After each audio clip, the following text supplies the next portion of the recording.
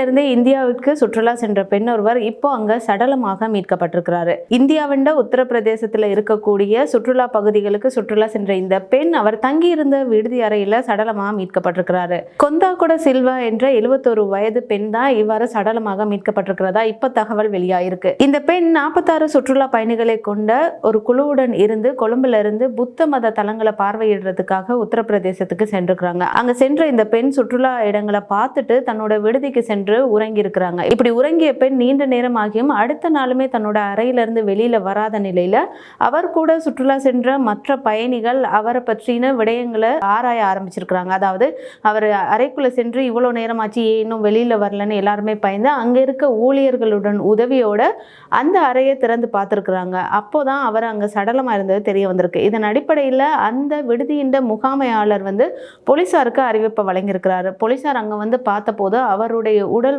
மருத்துவமனைக்கு கொண்டு செல்லப்பட்டு பிரேத பரிசோதனை செய்யப்பட்டிருக்கு. இதன் அடிப்படையில் அவருடைய மரணம் இயற்கையான மரணம்னு தெரிய வந்திருக்கு. இதன் காரணமா எந்த முறைப்பாடும் பதிவு செய்யப்படவில்லை எனும் கூறப்படுது. இந்த அடிப்படையில் அவருடன் சுற்றுலா சென்ற அந்த 46 சுற்றுலா பயணிகளும் இப்ப அந்த உயிரிழந்த பெண்ணினுடைய சடலத்தை இலங்கைக்கு கொண்டு வரதுக்கான நடவடிக்கைகளை மேற்கொண்டிருக்கிறதாகவும் சொல்லப்படுது.